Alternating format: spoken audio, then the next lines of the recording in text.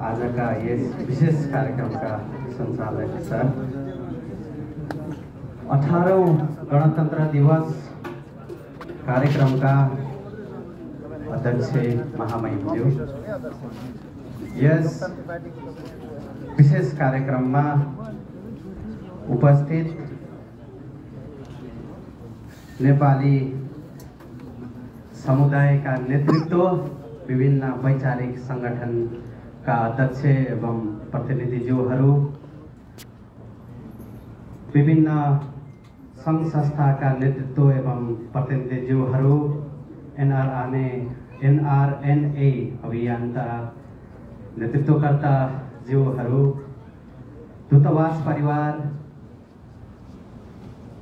पत्रकार, आदरणीय पत्रकार मित्रहरू र साउदी अरेबियालाई कर्मथलो बनाएर यहाँ कार्यरत र यो कार्यक्रममा उपस्थित सम्पूर्ण महानुभावहरूमा नेपाली जनप्रगतिशील मञ्च साउदी अरेबियाको तर्फबाट र मेरो व्यक्तिगत तर्फबाट गणतन्त्र दिवसको हार्दिक शुभकामना सहित अभिवादन।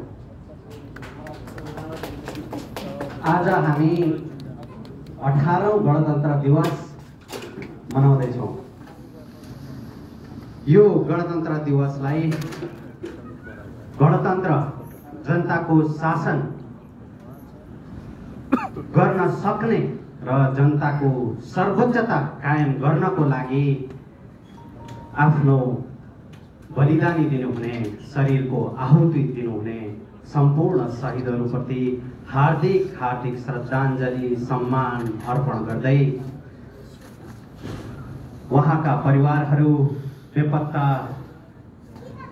घाइते लगायत सम्पूर्ण परिवारहरूप्रति र त्यो गणतन्त्रलाई यहाँसम्म ल्याउनलाई, गणतन्त्र ल्याउनको लागि आफ्नो जियो ज्यान दिनुभएका सम्पूर्ण नेपाली नागरिकहरूप्रति उच्च सम्मान प्रकट गर्न चाहन्छु। भन्न कति सजिलो छ गणतन्त्र। यो गणतन्त्र आत हो, तर साँच्चीकै एकचोटि सोचौँ त, यो गणतन्त्र शब्द यसै आएको छ। मलाई एकदमै अचम्म लाग्छ। हामी अहिले एआई को जमाना छ, विभिन्न अगाडि बढ्ने कुरा गरिरहेका छौँ भने हामी आफै सजग मानिसहरू पछाडि जाउँ भन्नुहुन्छ। हुन त राजतन्त्र नराम्रो रहेनछ, किनभने हामी साउदी अरेबियामा छौँ। साउदी अरेबियाले गरेको उन्नति, प्रगति, साउथ यो मध्य पूर्वले गरेको उन्नति र विश्वमा राजाका इतिहासहरू अझै मुभीहरूमा हेर्दाखेरि बाहुबलीदेखि लिएर विभिन्न राजाका कथाहरू सुन्दा, आहा ती राजा कति राम्रा, कस्तो स्वर्ग जस्तो बनाए आफ्ना देशहरू। अनि सोध्छु नेपालको राजतन्त्र, पुरै राजतन्त्र, अब प्राचीनमा नजाउँ, शाहकालीन राजाको इतिहासहरू हेरौँ, सायद यहाँ पढ्ने बुझ्ने साथीहरू हुँदै हुनुहुन्छ। नेपाली राजाहरूको इतिहास हेऱ्यौँ भने पृथ्वीनारायण शाहप्रति उच्च सम्मान छ। उहाँले नेपालको एकीकरण गर्नुभयो, हामीलाई एकताबद्ध गर्नुभयो, त्यो ठिक छ, उहाँलाई राखौँ। त्यसपछि सरसर्दै सोच्दै आउँ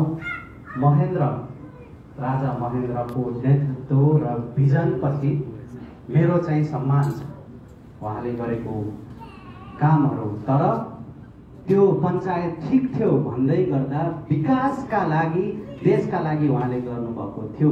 तर त्यही बेलामा जनताका हक र अधिकारका कुरा चाहिँ नगरौँ, तर विकास भएको थियो।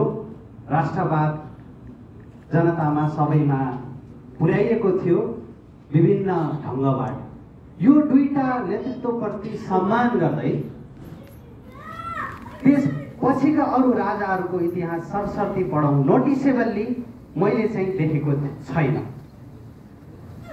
वीरेन्द्र पछाडि ल राजा वीरेन्द्रकै शासनमा गर्ने भने नि यहाँहरूले भन्नुहुन्छ गणतन्त्र के अरे उद्योग धन्दा, पञ्चायतमा खोलेका उद्योग धन्दा लगभग सकिएको बहुदल स्थापना भएपछि र त्यसको सर्वोच्च स्तम्भमा भएको व्यक्तित्व राजाहरू नै हुनुहुन्थ्यो। नेपालका धेरैजसो उद्योग धन्दाहरू बन्द भएको भनेको त्यही बेलामै हो। यो सत्य हामीले बिर्सेको कि बिर्सिन चाहेको? फेरि अहिले राजतन्त्र स्थापना भन्ने कुरा गर्दै गर्दा हामी कुन चाहिँ राजा ल्याउन खोजेको हो?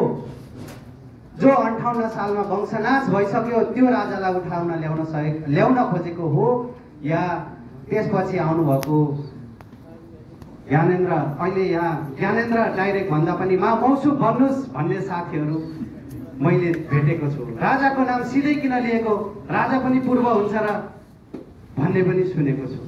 हाम्रो चेतना त्यहाँसम्म पुगिसकेको छ।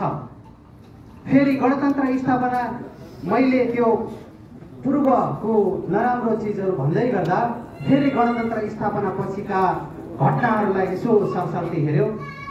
हो नि, व्यक्तिगत स्वतन्त्रता, वाक स्वतन्त्रता लगायतका विभिन्न चिजहरू भएका छन्, तर अपेक्षित रूपमा विकास भएन। अब तपाईँ 240 वर्ष लगभगको राज संस्थाले चाहिँ गरेको 2-3 नेतृत्व थियो।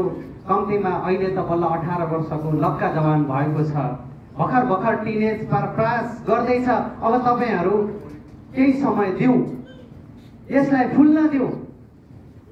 अहिले पनि स्थिरता छैन हो, यो कुरामा म राजी। त्यसपछि भ्रष्टाचार मौलायो। यो म गणतन्त्रलाई सम्मान गर्छु, गणतन्त्र हामीले ल्याएको भनेर भन्दै गर्दा म ती सबै भ्रष्ट नेताहरूलाई यहाँबाट खबरदारी गर्न चाहन्छु कि तिनीहरूको नेतृत्वले, तिनीहरूले गलत गर्दा हाम्रो गणतन्त्र धरापमा पर्ने स्थिति आउन त छैन। यो कसले सोच्ने हो? तपाईलाई एउटा कुरा क्लियर गरिदेऊ, कुनै पनि नेताले चाहेर गणतन्त्र आएको होइन। 17,000 को बलिदानी, त्यसपछिको जनआन्दोलनले गणतन्त्र स्थापना गरेको हो। नेताले ल्याएको गणतन्त्र होइन। तिनीहरू नेताहरूको कारण हामी यो मूल्य चुकाउन सक्दैनौँ। अहिले कुर्सीमा बसिरहेका नेताहरू, तिनीहरू दिनै भ्रष्टाचारमा लिप्त भइरहेका छौ। यो सत्य हो। यो विषयमा चाहिँ म राजतन्त्रवादी आन्दोलन जुन गरिरहनु भएको छ उहाँहरूलाई धन्यवाद दिन चाहन्छु। तपाईहरू हाम्रो यही ब्युटी हो गणतन्त्रको कि तपाईहरूलाई हामी गणतन्त्रको मञ्च पनि दिन्छौँ, कुरा गर्न नि दिन्छौँ, संसद नि दिन्छौँ। तपाईहरूकै संसद हो त्यो। राजतन्त्रवादी भनेर हामीले चाहिँ जसरी माओवादीलाई जिल्ला जिल्ला जङ्गलमा गएर तपाईँहरूले कसरी मारियो त्यसरी चाहिँ मार्दैनौँ। तपाईँहरूले भन्नुभयो बोल्न पाइएको छ, के बोल्न पाइएको थियो? पहिले बोल्न पाइएको थिएन, त्यही बोल्छु भन्दा त तपाईँहरू टाउकाको मूल्य तोकिएको थियो, यो कति छिटो बिर्सेको? हामी नेपाली अलि भुलक्कड चाहिँ छौँ कि? हामीले इतिहास पनि हेर्दैनौँ। हामी अस्तिको कुरा, अस्ति भर्खरको कुरा, गणतन्त्र स्थापना भएपछि भयो के भन्ने यो धेरै सवाल छ। हामीलाई धेरै नर्मल लाग्छ। एउटा दलितले सम्मान पाउनु अहिले नर्मल लाग्छ। ऊ मान्छे त हो नि, पाउनु त पर्छ नि। एउटा मधेसी राष्ट्रपति बन्यो, मधेसी बन्यो, पाउनु एउटा ठिकै छ नि त। तर यो ठिकै छ होला होइन, यो धेरै ठुलो परिवर्तन हो। गणतन्त्र स्थापना भइसकेपछि समानुपातिकका कुरा, समानताका कुरा, म आफै 6-7 क्लासमा पढ्दाखेरि होला, म हाम्रो गाउँमा आरन थियो नजिकै, त्यहाँ शिखर विदाई कहाँ गएर आउँदाखेरि मलाई हाम्रो बुवा आमाले पानी छिटेर, यो चाहिँ दलित कहाँ गएर आएको पानी छिटेर घरभित्र चाहिँ छिराउनु भएको मै आफैले अनुभव गरेको छु। त्यो बेलामा त्यो सबै परिवर्तन, यस्ता धेरै अनगिनत परिवर्तनहरू भएका छन्, समानताहरू भएका छन्। यो हामी, हुन त मैले पनि कोटै लाएको छु, हामी कोट टाई लाउनेले यो बुझ्दैनौँ। समानता आरक्षण दिएको छ, के फाइदा आरक्षण दिएर? यो धेरैचोटि सुनिने शब्दहरू छ। त्यो आरक्षणले धेरै ठुलो महत्त्व राख्छ। त्यो बुझ्नको लागि त्यहीको व्यक्ति हुनुपर्छ। हामीले त्यो बुझ्दैनौँ। आएको थियो, भयो त, आयो त, त्यसै आएको होइन। त्यसकारण यो मूल्य फेरि कतिपय अवस्थामा मैले समान रूपमा फेसबुकमा कहिलेकाहीँ लेखेको हुन्छु, साथीहरू यो आन्दोलन गलत भयो, आन्दोलन नगरौँ भन्दा तिमीहरू मान्छे मारेर आएकाहरू मान्छे आन्दोलन नगर भन्छौ, मरे भनेर दुःख व्यक्त गर्छौ। यो कस्तो खालको संवेदनामा हामी पुग्यौँ? हामीले त त्यो मूल्य चुकायौँ। हाम्रा परिवारहरू लुटिए, हाम्रा परिवारहरू अनाथ भए र रगतको मूल्य आजसम्म चुकाइरहेका छौँ हामीले। हाम्रा परिवारहरू बिछडिए, यो पीडा हामीसँग छ। त्यसकारण अब तपाईँहरूले साँच्चीकै राजतन्त्रै चाहेको हो भने चुनाव खुल्ला छ। अब जसलाई हुन मन लागेको छ अध्यक्ष हुनु। अब ज्ञानेन्द्रको शासन पनि हेर्न मन छ, कस्तो रहेछ गर्ने। आए हुन्छ, राष्ट्रपति भयो हुन्छ, चुनाव गरे हुन्छ। त खुल्ला दिएको छ, त मञ्च पनि दिएको छ, संसद पनि दिएको छ, जे भन्यो त्यो छँदैछ। त ल्याउनुहोस् दुतिआई, हुनुहोस् चाहिँ के गर्ने हो गर्नुहोस्, या चाहिँ सर्वोच्च पोस्टमा बस्नुहोस् न। तपाईँलाई वंशकै आधारमा चाहिँ त्यही शाहवंशकै आधारमा किन चाहिने? चुनावबाट गरौँ। मैले त मेरो छोरी छन्, कता कता मैले त सपना देखिरहेको छु यो देशको सर्वोच्च पदमा मेरी छोरी। त्यो सबै कसले सोचेको छ भने एउटा दलितले सोचेको छ, एउटा जनजातिले सोचेको छ। महिला त पुगिसकिन्, सबैले सोचेको छ। आज हो त्यो व्यवस्था ल्याउनको लागि यो गणतन्त्र महत्त्वपूर्ण थियो। त्यसकारण गणतन्त्रको अवमूल्यन गर्दै गर्दा यसले दिएको म्यारिट्स र डिमेरिट्स गणतन्त्रले दिएको डिमेरिट्स एक्ज्याक्टली के हो त? गलत नेतृत्व। त्यो त तपाईँ आफूले चुनेर पठाएको नि, किन भोट हाले त? सही नेतृत्वलाई भोट हालौँ। भोट हाल्ने अधिकार छँदैछ त हामी सबैसँग। त्यसकारण अनि त्यसपछि सङ्घीयताले के दियो भन्नुभयो। यहाँ भएका साथीहरू, अलमोस्ट साथीहरू 12 वर्ष 15 वर्ष पहिला आउनुभएको छ। काठमाडौँमा लाइनमा बसेर पासपोर्ट बनाएको, श्रम गरेको बिर्सेको हामीले।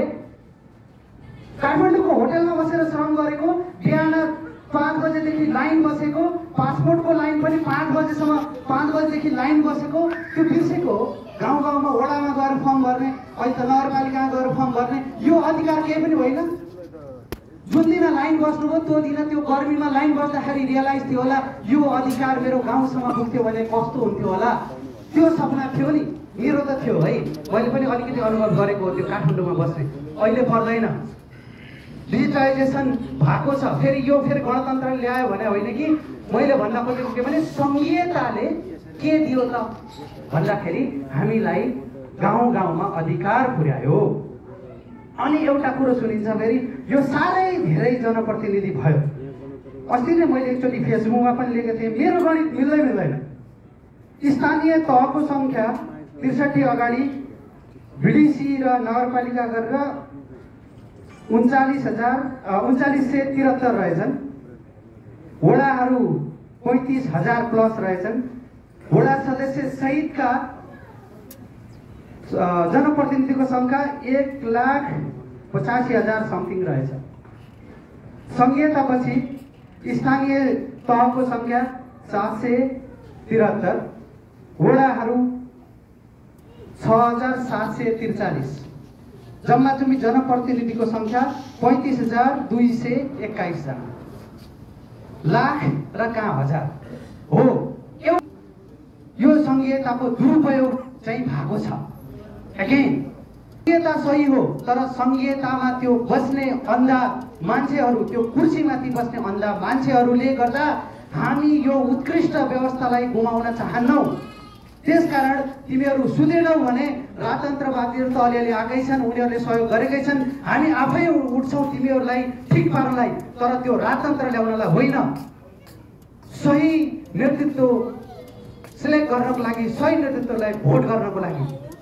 त्यो चाहिँ यो माओवादी, काङ्ग्रेस, एमाले, रासोपा मात्रै होइन, अरू कोही पनि हुन सक्छ।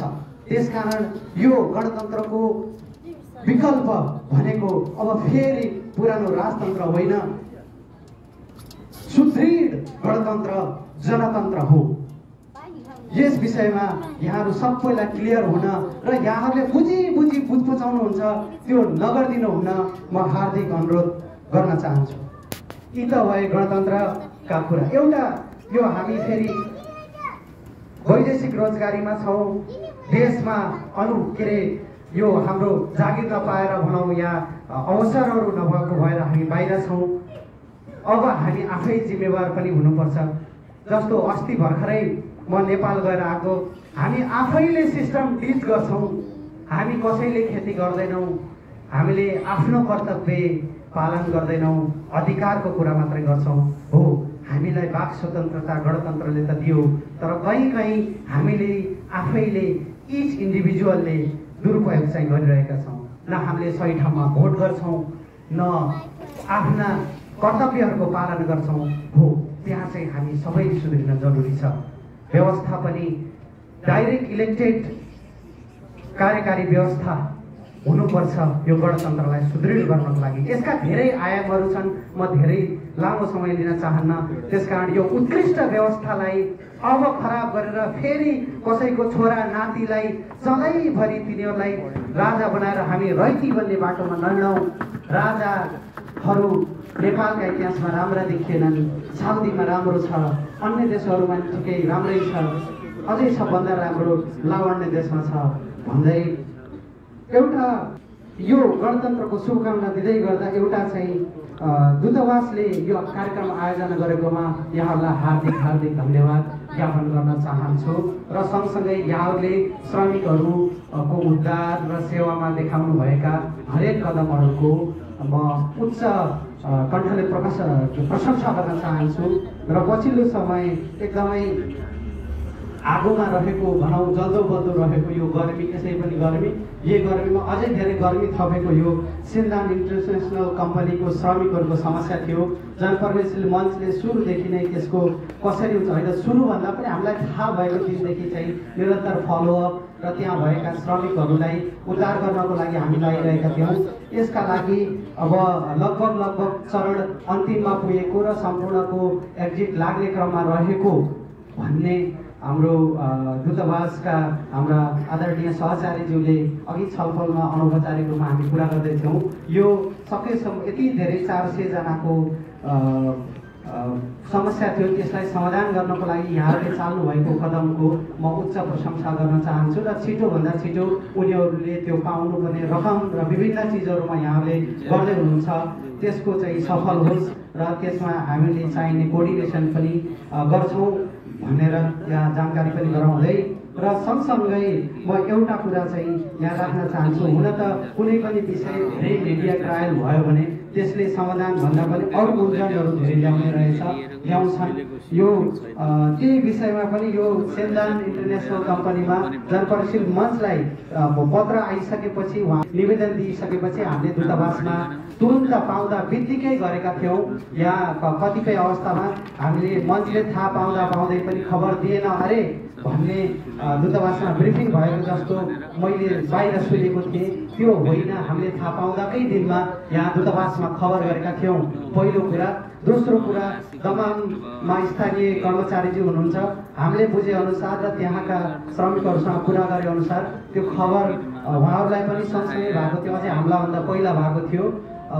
हामीले भन्दा नि पहिला जानकारी चाहिँ श्रम सहचारी स्थानीय अधिकारीज्यूलाई भएको थियो भन्ने उनीहरूबाट हामीले सुनेका थियौँ। र हामीले थाहा पाइसकेपछि हामीले दूतावासमा चाहिँ पहलको लागि आह्वान गरेका थियौँ। र मिडिया ट्रायल हुँदै गर्दा अब विभिन्न ढङ्गबाट मिडियामा समाचार त्यही त हो नि, अब यताउता गर्दै हालिदिनु हो। त्यसमा चाहिँ हामीले त्यसरी जुन त्यहाँ प्रस्तुत भएका थिए केही शब्दहरू या केही विचारहरूप्रति हाम्रो जनप्रतिनिधि मञ्चको असहमति रहेको र त्यहाँ अनि अरू पनि देखेँ मैले, जस्तो यहाँहरू महामहिमज्यूले पनि भन्नुभएको थियो कुनै पनि औषधि वितरण या चाहिँ खाना वितरण गर्दा त्यो चाहिँ सही ढङ्गबाट भएन भने त्यसले अरू असर पार्न सक्छ। त्यो खानाले या त्यो औषधिले रियाक्ट गर्यो भने यसले अरू समस्यामा पर्न सकिन्छ भनेर यहाँको सुझाव सल्लाहलाई हामीले शिरोधार गर्नेछौँ।